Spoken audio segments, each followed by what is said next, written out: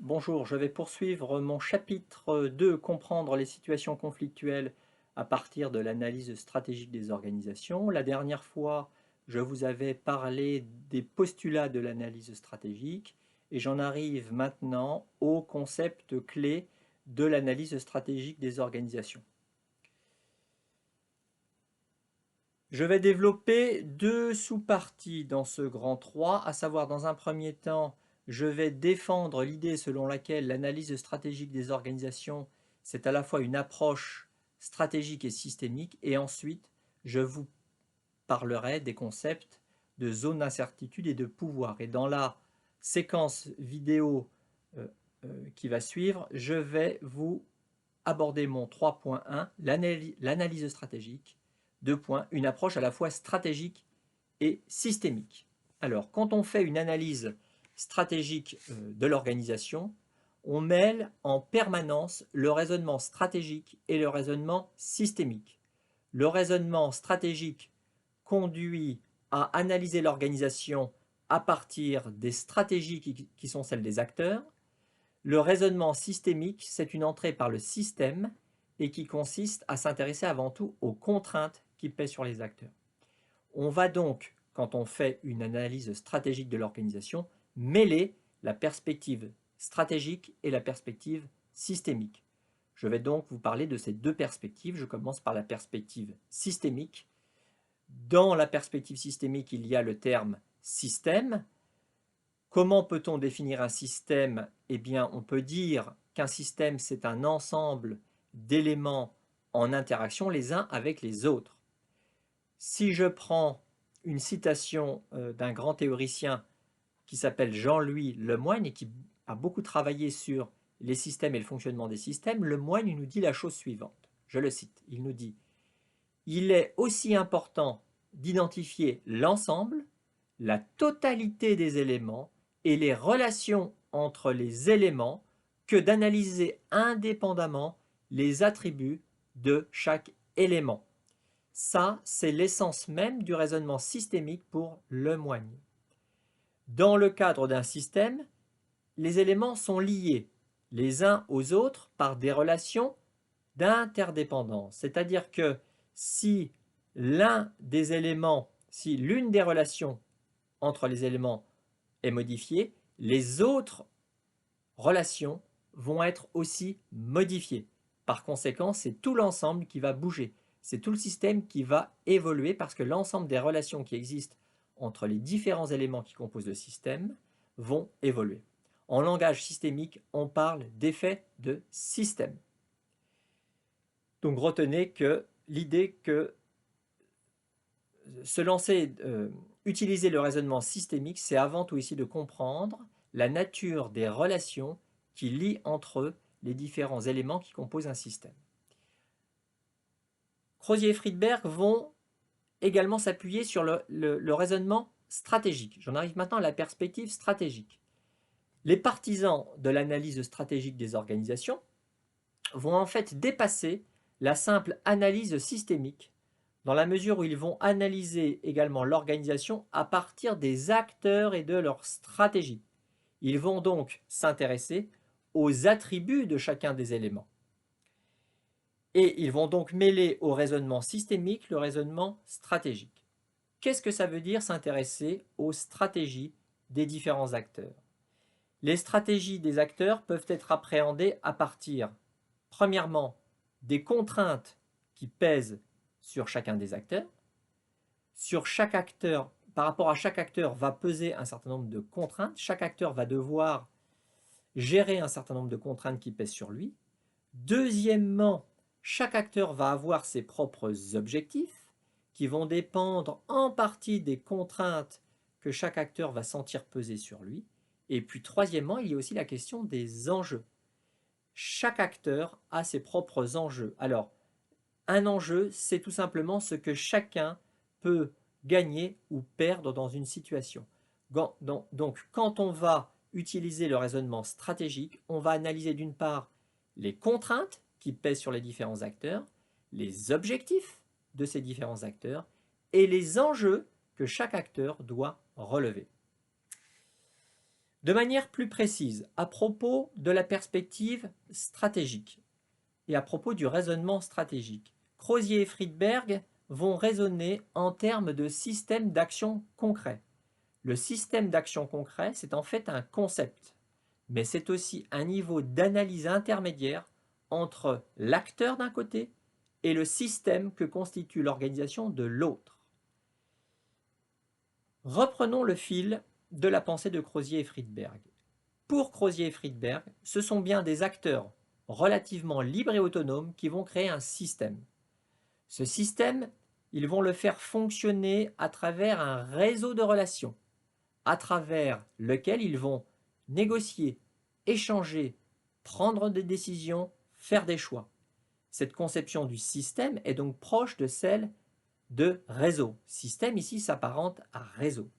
Mais le concept de système d'action concret, forgé par Crozier et Friedberg, ajoute à l'idée de réseau le fait que ce réseau fonctionne la plupart du temps selon un modèle particulier qui permet aux acteurs de résoudre les problèmes concrets qui se posent à eux.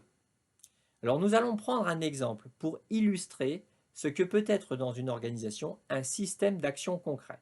Ayez bien en tête qu'un système d'action concret, c'est une sorte de concept, de notion intermédiaire entre la position de l'acteur et la position de surplomb qui est celle du système organisation. Dans mon exemple, il y a trois acteurs. Il y a tout d'abord l'OS. L'OS, c'est l'ouvrier spécialisé. L'ouvrier spécialisé, il fait de petits réglages sur sa machine. Mais ces réglages relèvent normalement du travail du régleur, parce que dans l'entreprise, il y a un régleur. Alors la question, c'est pourquoi l'OS se substitue au régleur et entame de petits réglages sur sa machine, alors même que c'est le travail du régleur. Retraçons la logique de chacun de ces acteurs qui sont partie prenante en fait dans un système d'action concret. L'OS, l'ouvrier spécialisé, alors il peut faire les petits réglages sur sa machine pour plusieurs raisons. Il a envie de mieux connaître sa machine. Il a envie de se l'approprier. Il a envie d'avoir plus de responsabilités. Il veut se conformer à la norme qui dévalorise l'ouvrier spécialisé qui est incapable de faire des petits réglages sur sa machine. Il veut aussi pouvoir se débrouiller seul en l'absence du régleur. Ou bien, il veut se faire évaluer positivement par son chef d'équipe. Donc tous ces objectifs se ramènent pour l'OS à gagner un certain pouvoir sur le groupe de travail, sur le régleur, voire sur son chef d'équipe. En faisant de petits réglages sur sa machine, l'ouvrier spécialisé élargit en fait ses capacités d'action, élargit son indépendance, élargit son autonomie, bref, gagne en pouvoir. De son côté, le régleur peut tout à fait laisser faire. Il accepte de faire les petits réglages par l'OS et il peut avoir ses propres raisons. Faire par d'autres les petits réglages qui lui l'intéressent peu, il peut pendant ce temps-là se reposer, il peut, notre régleur, être disponible pour des réglages plus longs et plus difficiles sur des machines plus complexes, et puis il y a le chef d'équipe qui peut lui aussi y trouver son compte. Ses objectifs pouvant être les suivants: donner des responsabilités à l'OS pour le motiver, ne pas mécontenter le régleur, obtenir un fonctionnement satisfaisant de l'atelier en l'absence du régleur. Donc tous ces objectifs sont à la fois personnels, vous voyez bien que chaque acteur va avoir ses propres objectifs, mais tous ces objectifs servent aussi à résoudre les problèmes concrets qui surviennent dans le travail.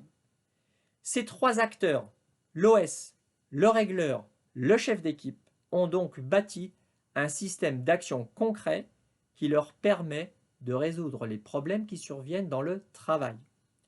Cela montre également qu'à côté finalement de l'organisation formelle et des règles formelles, il existe une organisation informelle et des règles informelles. Toutes les règles et les pratiques que j'ai décrites là ce sont des pratiques et des règles informelles, des arrangements informels. Voilà pour le système d'action concret. Crozier et Friedberg, dans leurs travaux, parlent d'un autre type de système, d'une autre notion intermédiaire entre l'acteur et le système organisationnel. C'est ce que les auteurs appellent le système des alliances entre les acteurs. Le système des alliances entre acteurs sert à décrire des jeux qui sont des jeux plus politiques, c'est-à-dire que dans les organisations, nous disent Crozier et Friedberg, on va trouver des alliances qui vont cristalliser les ententes qui peuvent exister entre différents acteurs dans l'entreprise. Des alliances qui peuvent être des alliances de circonstances ou des alliances qui peuvent parfois malgré tout durer dans le temps. Donc dans l'entreprise, s'il y a des alliances, il y a aussi des oppositions entre acteurs. Moralité, tel acteur, pour telle action, saura sur qui il peut compter. Prenons un exemple pour décrire cette logique du système des alliances. Si un membre d'un groupe est menacé par un autre membre d'un groupe rival, il sait bien qu'il peut compter sur les soutiens des membres de son groupe. Il sait même en général jusqu'où il peut compter sur cette alliance et quelles sont les limites qu'il ne peut pas franchir. Pour Crozier et Friedberg, le système des alliances, qui renvoie en fait à l'existence de jeux politiques dans l'organisation, à savoir à l'existence de jeux de pouvoir, le système des alliances diffère du système d'action concret dans le sens où le système des alliances est en général moins stable. Le système des alliances est provisoire et s'inscrit essentiellement dans des jeux de nature politique. Quant au système d'action concret, il est lui plus stable, il est plus durable, puisqu'il organise des relations stables et régulières entre acteurs au sein de l'organisation. Donc retenez bien cette idée qu'entre l'acteur et le système organisationnel, Crozier et Friedberg ont forgé des notions intermédiaires pour penser justement les interactions entre le système et l'acteur, à savoir les concepts de système d'action concret et de système des alliances. J'en ai terminé pour cette partie. La prochaine fois, je vous parlerai des concepts de zone d'incertitude et de pouvoir. Au revoir.